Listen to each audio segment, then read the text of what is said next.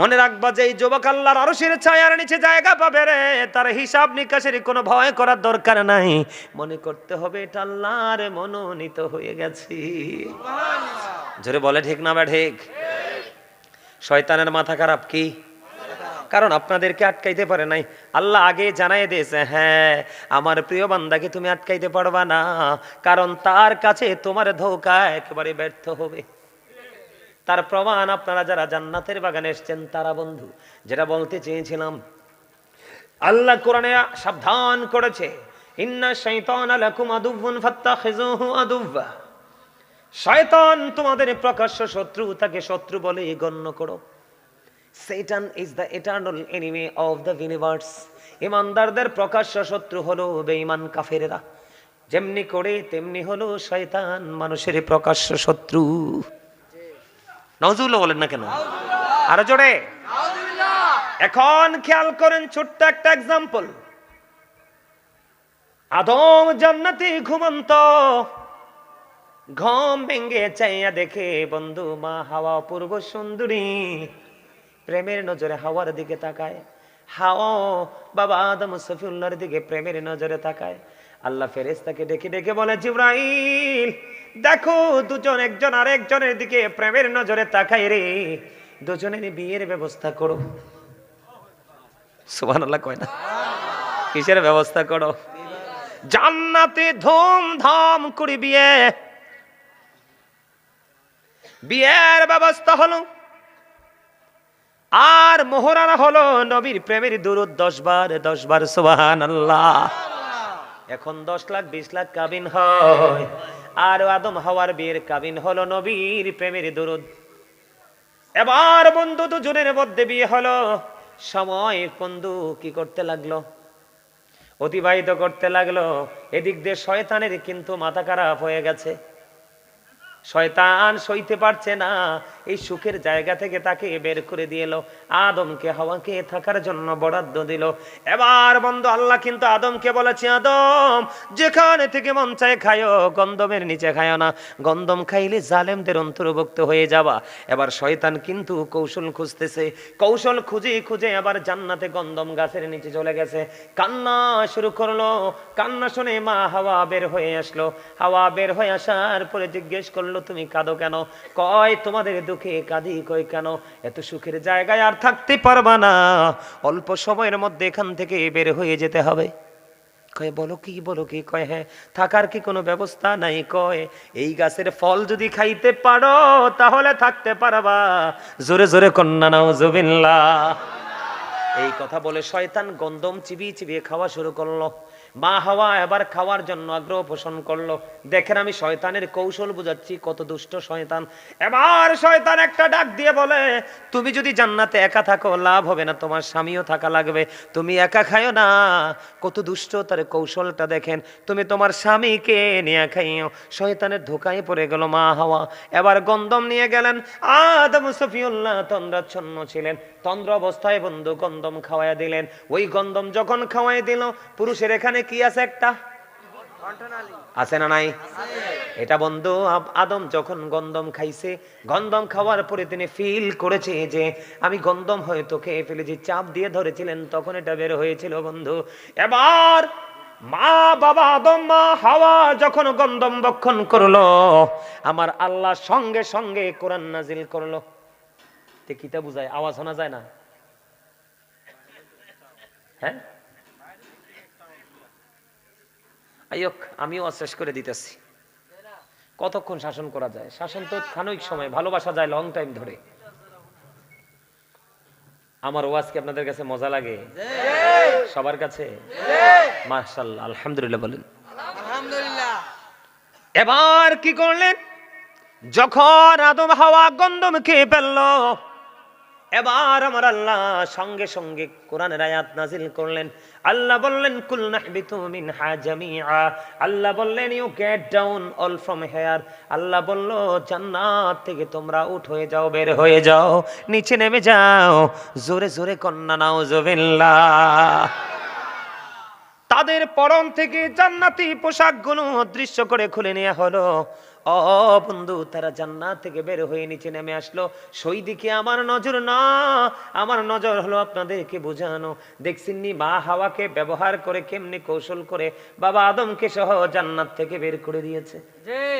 ঠিক তেমনি ভাবে যোগে যোগে এই পৃথিবীর বুকে মানুষ, যোগে যোগে মুসলমান, বেঈমান কাফেরের আল্লাহ বলেছেন তারা কি চিরস্থায়ীভাবে জাহান্নামে অনন্তকাল তারা দোজখে থাকবে, কোনোদিন তারা দোজখ থেকে মুক্তি পরিত্রাণ পাবে না। কিন্তু আপনাদেরকে মনে রাখতে হবে রে ও বন্ধু, আপনাদেরকে মনে রাখতে হবে, শয়তান যোগে যোগে মা হাওয়া বাবা আদমের মতো আপনাকে আমাকে পথভ্রষ্ট করে ভালো কাজ থেকে বিতাড়িত করে দূরে সরাবে। আপনাকে ভালো কাজ করার সময় দেখবেন অলসতা আসে, ক্লান্তি আসে, কেমন কেমন জানি করে, করে কি করে না, এটি হলো শয়তানের কাজ। ওই সময় আপনি আরো বেশি বিকট ভাবে জেগে উঠে আপনি আপনার পবিত্র কাজের দিকে যুক্ত হয়ে যাবেন, দেখবেন আপনার সকল ক্লান্তি দূর হয়ে গেছে। এবার আসেন বন্ধু, ঠিক তেমনি ভাবে এই যুগে এই মুসলমানের বাচ্চাগুলোকে, নারী পুরুষ গেলে, আমার জীবনে নিজে কাছে থেকে দেখেছি একজন বউ সিগারেট খাইছে ঠ্যাঙ্গের উপর ঠ্যাং তুইলা। আমার নিজের এই দুই চোখ দিয়ে দেখছি। এখন মেয়েরাও নাকি নেশা করে। কয়দিন আগে টিভি দেখলাম, টিভির মধ্যে দেখলাম কত হ্যান্ডসাম হ্যান্ডসাম স্মার্ট মেয়েরা বোরকা পরে নেশা করেছে, ডিবি ধরে ডিবি অফিসও নিয়েছে। আপনার চোখে পড়ছে কিনা? মদ খেয়েছে, মদ খেয়েছে। আল্লাহ কইন নামাল খামরু ওয়াল মাইসিরু ওয়াল আনসাবু ওয়াল আজলামু রিজসুম মিন আমালিশ শাইতান। মদ, জুয়া, মূর্তি, ভাগ্য গণনা, ঘৃণবস্তু শয়তানের কাজ। ফাজতানিবুহু লাআল্লাকুম তুফলিহুন। এগুলো থেকে তোমরা বেঁচে থাকো, যেগুলো থেকে যাতে তোমরা সফল হতে পারো। জোরে জোরে কন্না আল্লাহু আকবার। এবার আসেন আমি আপনাদেরকে বলি বন্ধু, আমার নবী আমার কাছে মোবাইলের মাধ্যমে বন্ধু দেখাইলে কোড করে দেখাতে পারবো। আমি মোবাইলটাতে আর ঢুকছি না, সময় লেগে যায়, ব্যয় হয়ে যায়। আমার নবীজি বলেছেন যারা জুয়া খেলে, খেয়াল করেন ভয়ঙ্করতা, যারা জুয়া খেলে এবং যারা মদ খায়, ওই যারা জুয়া খেলে এবং মদ খায়, আমার নবীজি জানিয়ে দিয়েছে রে, যারা জুয়া খেলে এবং মদ খায় আল্লাহ রাব্বুল আলামিন তাদের মধ্য থেকে ঈমানটাকে এমন ভাবে কেড়ে নিয়ে যায় যেমনি ভাবে একজন মানুষ তার গা থেকে জামাটা কি করে খুলে ফেলে। ঠিক কিনা বলেন? তাহলে ঈমান যে মদ খায়, জুয়া খেলে তার ঈমান নাই, আল্লাহ ঈমান তার থেকে আউট করে নিয়ে গেছে, তার থেকে ঈমান বন্ধ নিয়ে গেছে। এবার আসেন বন্ধু, আপনার আমার প্রাণের নবীকে হযরতে তারিক ইবনে সুয়াইদ, আপনার আমার প্রাণের নবী বলে দিয়েছেন, হযরতে তারিক ইবনে সুয়াইদ রাদিয়াল্লাহু তাআলা আনহু আপনার আমার প্রাণের নবীকে মওত সম্পর্কে জিজ্ঞাসা করলেন। তারিক ইবনে সুয়াইদ রাদিয়াল্লাহু তাআলা আনহু আপনার আমার প্রাণের নবীকে মদ সম্পর্কে জিজ্ঞেস করলেন। ইয়া রাসূলুল্লাহ, ইয়া হাবিবাল্লাহ, নবী গো, মদ সম্পর্কে আমি কিছু জানতে চাই। আপনার আমার প্রাণের নবী তিনি বলে দিয়েছেন মদ প্রস্তুত করো না, খেয়াল করেন, মদ তৈরি করো না। নবী গো, আমি মদ তৈরি করব ওষুধ হিসাবে। খেয়াল করেন নবীজি কি বলতেছে, হাদিস শরীফ কি বলে, ইয়া রাসূলুল্লাহ, নবী গো, মদ আমি তৈরি করব এটাকে ওষুধ হিসাবে। আপনার আমার প্রাণে নবী বলে দিলেন মদ কখনো ওষুধ হতে পারে না, বরং সেটাই হলো বড় রোগ। ওমা, মদ বড় রোগ না? কথা কয় না? আজকেও দেখেছি কুমিল্লা ফৌজদারিতে আজকেও দেখছি লোক দেখতে কত ফিটফাট, একজন এসে আরেকজনের কাছে টাকা চায়, মানে পাওনা না, মানে আমার টাকা দে। তো ইনি কিছু টাকা দিছে, যা চাইছে তার চেয়ে একটু কম দিছে, কয় না আমার ওইটাই লাগবে। উনি বলতেছে না আমি তোমাকে ওইটা দিব না। এমন গালি দিছে, আমি নিজ কানে শুনলাম, এমন গালি দিছে। পরে আমি জিজ্ঞেস করলাম, ভাই এই লোকটা এমন ভাবে গালাগালি করছে কেন? কয় হুজুর এ মদ খাইয়া আসছে। আরে নাউজুবিল্লাহ বলেন না কেন? আরে জোরে, কি খাইয়া আসছে? আমার নবীকে বললেন, ইয়া রাসূলুল্লাহ, আপনি মদ সম্পর্কে আমাকে কিছু বলুন। নবীজি বললেন, মদ সম্পর্কে আমি তোমাকে বললাম মদ উৎপাদন করো না। নবী গো, আমি মদটাকে ঔষধ হিসাবে উৎপাদন করব। আমার নবীজি একটা ডাক দিয়ে বললেন, না না না না না, এটা কখনো ঔষধ হতে পারে না, বরং এটা রোগ। অন্য হাদিসে আমার নবী বলেছেন, যেই ছেলে দেখবেন মদ খায়, যেই মেয়ে দেখবেন মদ খায়, যেই বৃদ্ধ বা বৃদ্ধা দেখবেন মদ পান করে, আপনারা মনে করবেন আমার নবীজি বলেছেন মদ এমন একটা নেশা রে ও বন্ধু, এটা সকল পাপের দরজাটাকে ওপেনিং করে দেয়। জোরে জোরে কন্যা নাউজুবিল্লাহ। তার মানে অজানা অচেনা সকল পাপের দরজা খোলা যায় রে এই মদের মাধ্যমে। নবীজি বলে দিয়েছেন, বন্ধু ও বন্ধু, মদ যারা খায় তাদের কাছে সব পাপ উৎপত্তি হয়। জোরে কন্যা নাউজুবিল্লাহ। আর আমাদের দেশের বক্তা কয় মদ খাইয়া বলে নামাজ পড়া যায়। শুনছেননি আপনারা? শুনছেননি আপনারা? ওমা শুনেন নাই? এখন ওই হুজুরের ওয়াজ একটু ভাল লাগে, কারণ মদ খাওয়ার বৈধতা দিছে তো। ওমা বল কইছি, আপনারা শোনেন নাই? বক্তাকে মদ খাইয়া কুলি করে বলে নামাজ পড়া যাইবে। আরো জোরে করেন নাউজুবিল্লাহ। কতটা মাতাল খেয়াল করেন। এখন ফুলাফাইন মদ খাওয়ার জন্য উৎসাহ পাইছিনি? আরে কথা কয় না। আবার অনেক আব্বা আছে এতে দাওয়াত দিত রেডিতে, মদ খাওয়ার পাবলিশ করার জন্য আসবে ক্যাম্পাসার হিসাবে। কথা কয় না কেন? ভুল বলছি দাদা? এটা বলা দরকার না? বলো হুজুর কেন বলা দরকার? একজন নেশাগ্রস্ত মানুষের চাইতে একটা মদ খাওয়া জুয়া খেলার মানুষের চাইতে অনেক নিকৃষ্ট হবে। আমার নবীজি বলেছেন কিয়ামতের আগে মোল্লারা, হাদিস পড়েছি, হাদিস থেকে খেয়াল করেন, নবীজি বলেছে সব মোল্লার কথা শোনা যাবে না, সব মোল্লার বক্তব্য আমলে নেওয়া যাবে না। তার কারণ হলো কিয়ামতের পূর্বক্ষণে, কিয়ামতের আগে পৃথিবীতে সবচেয়ে নিকৃষ্ট মানুষ হবে আলেমরা, মোল্লারা। নবী কেন গো? এই মোল্লাগুলো পৃথিবীর লোভ, পৃথিবীর লালসা, পৃথিবীর লোভের পরে লোভে পড়িয়া তারা দুনিয়ার লোভের কারণে মন করা ফতুয়া দিবে। এত কোরআন হাদিস মদ নিয়ে বহুত বন্ধু পড়াশোনা করলাম, কিন্তু কোথাও এই হাদিস পাই নাই মদ খাইয়া যদি মাতাল না হয়।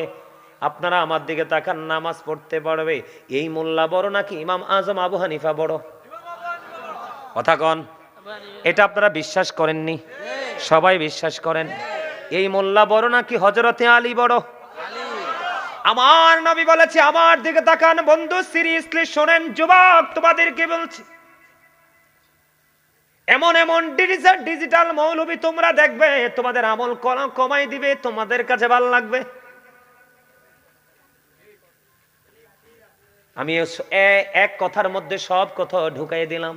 তোমাদেরকে বলবে আমল করা লাগবে না, তুমি তো বাইসা গেছো, বড় হুজুর কইছে এটা করা লাগবে না, তুমি তো তার প্রেমে পড়ে গেছো, মনে করবা এটাই বড় ফিতনা। নবী যদি নামাজ পড়তে পড়তে পা মোবারক ফুলে যেতে পারে, রক্ত মোবারক যদি বের হতে পারে, তাহলে তুমি সলিমুদ্দিনের ফলা কলিমুদ্দিন কোত্থেকে আবিষ্কার হইছো? তুমি কও নফল পড়া লাগবে না। আর আমার নবী হাদিস শরীফের মধ্যে এসেছে, আমার নবী বলেছে ইচ্ছে করে কেউ যদি নবীর সুন্নাত নফল ছেড়ে দেয়, নবী বলেছে আমি তাকে আমার উম্মত বলে স্বীকৃতি দিব না। আমার নবী ছাড়া জান্নাতে যাবেন? বাবা বাবা, এটা আপনার দুনিয়া না যে টাকা ইনভেস্ট করলেন দরজা পিছন দিয়ে কাইটে বাইরে হয়ে গেলেন।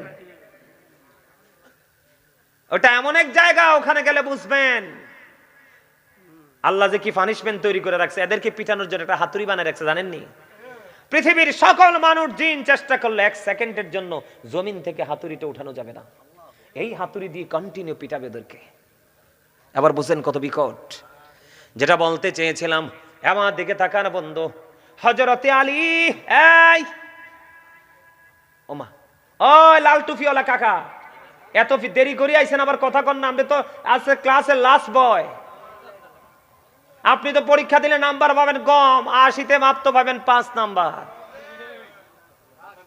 আমি চেষ্টা করব নাম্বারটা বাড়াই দেওয়ার জন্য। মন দিয়ে কথা শুনেন, প্রেমের আলাপ যে চা দোকানে করবেন, নাহলে আগামীকাল কেমন সময় করবেন? কথা কয় না? আমার যুবকেরা যায় কয়েকজন আসছে, ওরা খুব স্ট্রং। কেউ কারো চেহারার দিকে তাকায় না, আমি তো ওদের দিকে তাকাই খালি। আপনাদের কিনে টেনশন নাই তো, আমার কোনো ফিলিংস নাই, কারণ চাইলেও দৌড় দিতে পারবেন না, এখন মসজিদ ছাড়া উপায় নাই। কথা কয় না কেন?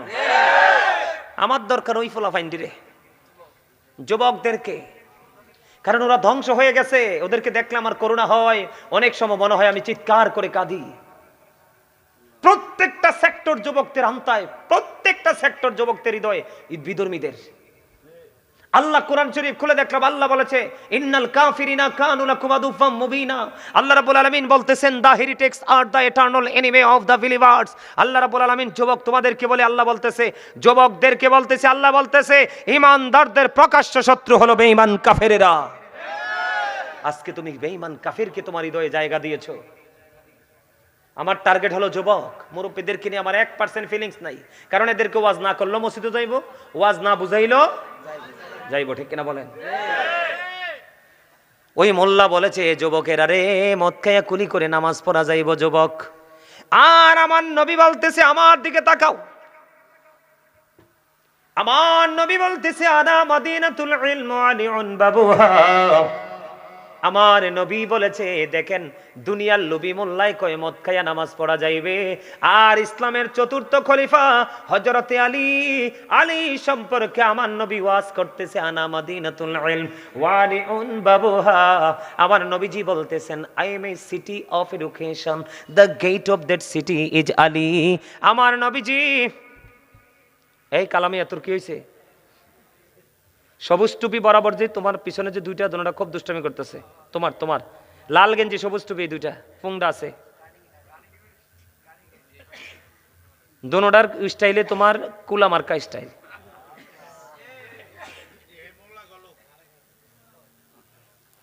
আমি কি কই তোমরা শোনো না? আরে এই কথাগুলো খুঁজতে, এই কথাগুলো বের করতে বছরের পর বছর পার হয়ে গেছে। চুলগুলো দাড়িগুলো পাইকা গেছে এগুলো খুঁজতে, আর তোমরা এগুলো হেসে উড়িয়ে দিচ্ছ। অবাক! আমার মনে হয় আজকে কয়েক বছরের মধ্যে আজকের মতো মাহফিল আমার কিরে জামাল, তোমরাও তো থাকো আমার সাথে বিভিন্ন প্রোগ্রামে। ওই দিন একটা প্রোগ্রামে গেলাম তোমাদের সাথে বড়ুরা, দেখছুনি মাহফিলটা খালি না? আমি গুনাগার আসার পরে দেখছুনি প্যান্ডেলটা মানুষ জায়গা হয়েছে, কিন্তু আজকের এই মাহফিলের মতো মাহফিল আমি এই বিগত কয়েক বছরে পাই নাই।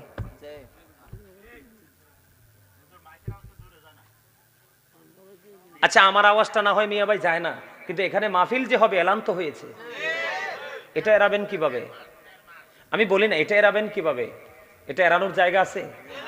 তারপর আমি বিরক্ত হই নাই, তোমাদের মতে আমি কি হই নাই, বিরক্ত হই নাই।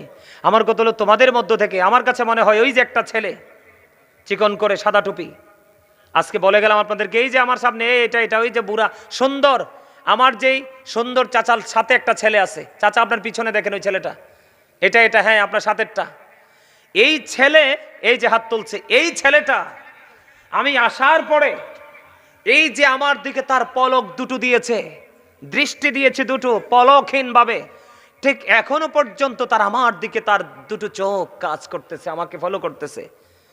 তাকে দেখে আমার মনে হয়েছে ওই হাদিসটা আমার নবীর সামনে যখন সাহাবীরা বয়ান করতেন, ওয়াজ করতেন, কোন ইনস্ট্রাকশন দিতেন, আমার নবীর কথাগুলো তারা এতটা আদবের সাথে শুনতো। আমার নবীজি বলেছেন আমার সাহাবীরা যখন আমার কথা নবীজির কথাগুলো শুনতো, তারা তাদের মাথাটাকে এত নিচু করে রাখতো, মনে হতো যেন তাদের ঘাড়ের পক্ষীটা বসে গেছে।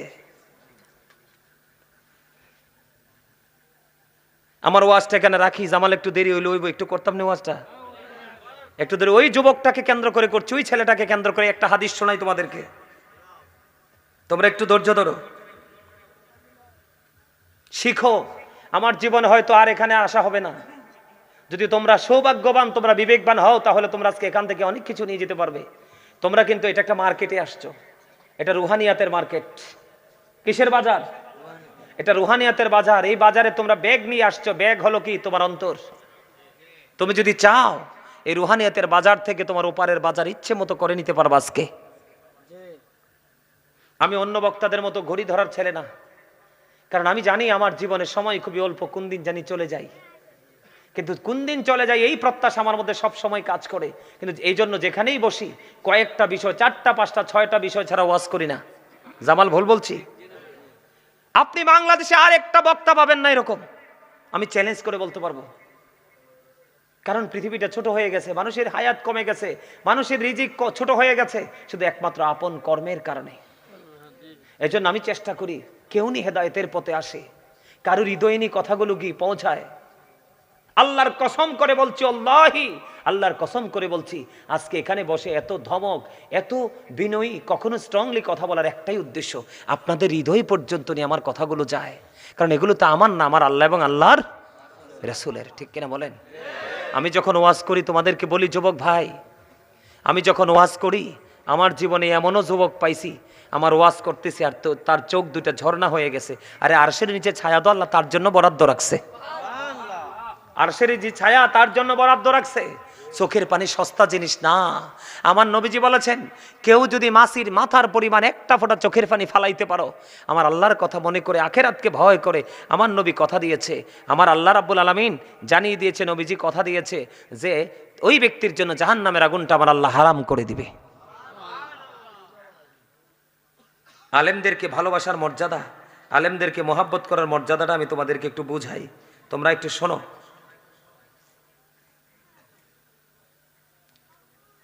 আমি পড়ি, হ্যাঁ, হাদিস শরীফ। عن أبي هريرة رضي الله تعالى عنه قال رسول الله صلى الله عليه وسلم من أطاعني فقد أطاع الله ومن عصاني فقد عصى الله ومن أطاع أميري فقد أطاعني ومن عصى أميري فقد عصاني متفق عليه জোরে জোরে বলুন আল্লাহু আকবার। আপনার আমার প্রাণে নবী বলেছেন, ক্বালা মান আতানি, আমার নবী বলেছেন, মান আতানি ফাকাদ আতা আল্লাহ, যেই ব্যক্তি রাসূলের অনুগত করলো, ইতায়াত করলো, সে আল্লাহর ইতায়াত করলো। ওমান আসানি ফাকাদ আসা আল্লাহ, যেই ব্যক্তি রাসূলের অবাধ্য করলো, মূলত সে আল্লাহর অবাধ্য করলো। এরপরে দেখেন কত চমৎকার খবর, এরপরে দেখেন কত চমৎকার খবর। ওমান আতা আমিরি ফাকাদ আতানি, যেই ব্যক্তি আমার আমিরের ইতায়াত করলো, সে যেন আমি নবীর ইতায়াত করলো। যেই ব্যক্তি আমার আমিরের অবাধ্য করলো, সে যেন আমি নবীর অবাধ্য করলো। জোরে জোরে বলুন আল্লাহু আকবার। খেয়াল করেন, রাসূলকে মানলে আল্লাহ মানা হয়ে যায়, রাসূলের অবাধ্য হলে আল্লাহর অবাধ্য হয়ে যায়। এবার সেকেন্ড স্টেজে আসেন, রাসূল বলতেছে যে আমার আমিরের অবাধ্য, আমার আমিরের অর্ডার মানলো, আমিরকে মানলো, সে যেন আমি নবীকে মানলো। যে আমার আমিরের অবাধ্য হলো, সে যেন আমি নবীর অবাধ্য করলো। তাহলে এতে কি দাঁড়াইলো? বুখারী এবং মুসলিম শরীফের মধ্যে আসছে হাদিসটা, যে আপনার বিষয়টা এমন দাঁড়ালো যে হক্কানি আলেমদের মজলিসে বসলেই নবীর মজলিসে বসা হয়ে যায়। সুবহানাল্লাহ বলেন না? তাহলে লাভ না লস? আমার নবী বলেছেন, হযরতে আলী হলো শিক্ষার শহর, আর সেই শহরের দরজা হলো আমার আলী। আমার নবী হলো শিক্ষার শহর, আর সেই শহরের দরজা হলো আলী। হযরতে আলী রাদিয়াল্লাহু তাআলা আনহু তিনি বলে দিয়েছেন, কোন দরিয়ার মধ্যে যদি মদ পড়ে, এই দরিয়ার পানি যদি শুকিয়ে যায় রে, এই দরিয়ার পানি যদি শুকিয়ে যায়, শুকিয়ে যদি ঘাস জন্ম হয়, আলী বলেছেন আমি কোনোদিন আমার এই পশুকে সেই ঘাস খাওয়াবো না। ওই দরিয়ার উপর বিশাল করে যদি কোনো মিনারা তৈরি করা হয়, আমি আলী কোনোদিন সেই মিনারায় দাঁড়াই আজান দেব না। জোরে জোরে কন্যা আল্লাহু আকবার। একবার বলেন নাউজুবিল্লাহ। তাহলে এটা কত জঘন্য, খেয়াল করছেন নি? ইমাম আযম আবু হানিফা রাহমাতুল্লাহি আলাইহি তিনি বলে দিয়েছেন, যাকে মদ পান করতে দেখো তাকে ৮০টা দৌড়া মারো। কেন রে, কেন রে? কারণ মদ পান করলেই তার সেন্সটা লেস হয়ে যায়, তখনই সে বিভিন্ন নোংরামিতে লিপ্ত হয়। এটা খারাপ না বালা? কত হারাম দেখছেন নি? যে মদ বানায়, এদিকে তাকান, যে মদ বানায়, যে মদ বানাইতে সাহায্য করে, যে মদ বিক্রির মেমোটা কি করে, লেখে, এবং যে মদটা সরবরাহ করে, এমনি করে করে করে করে একবার উৎপত্তি স্থল থেকে একবার একটা পাবলিক প্লেসে যাওয়া পর্যন্ত প্রত্যেককে আমার নবীজি অভিশপ্ত, লানতপ্রাপ্ত বলে গেছেন। জোরে কর নাউজুবিল্লাহ। আমার যুব সমাজ এখানে আছে না নাই? আরো জোরে বলেন, আছে না নাই? তাহলে সেই থেকে বাঁচতে হলে কি করতে হবে? মসজিদে বেশি বেশি যাইতে হবে। আজান মাহফিল হলে আলেমদের মজলিসে বসতে হবে কি হবে না? 100% হবে। হবে না? হবে। সম্মানিত উপস্থিতি, অনেক লম্বা ওয়াজ করছি অসুস্থ শরীর নিয়ে, আর ওয়াজ করা সম্ভব না। আমার মনে হয় এটাই বেশি হয়ে গেছে, সবগুলো মনেও রাখতে পারবেন না। যেগুলো বলছি একদিক দিয়ে হয়তো অনেকে শুনছেন, আরেক দিক দিয়ে বের করে ফেলেছেন, কিন্তু অনেকেই আছে আবার এমন ভাবে কথাগুলোকে কাউন্ট করেছে যেটা জীবনেও তার ব্রেন থেকে যাবে না। মদকে ছাড়তে হবে কিনা? জিন্স প্যান্ট নাবির নিচে এবং টাকনুর নিচে পোশাক পরা ছাড়তে হবে কিনা? আরো জোরে বলেন, হবে কি হবে না? আরো জোরে হবে। আমার পরে আর কেউ আসেনি? আছে? যিনি আছে ওনাকে নিয়ে আসেন। একটা শান, তোমার কোনো পছন্দ আছে? আমার কিন্তু এটা নিজের, আমার নিজের লেখা, নিজের সুর। শুনবা সবাই? একটা না কয়েকটাই গাবো একটু একটু করে, তোমরা যদি রাজি থাকো। সবাই সবাই? আচ্ছা, তাহলে আমার নিজের লেখা আগে একটা শোনাই। হ্যাঁ,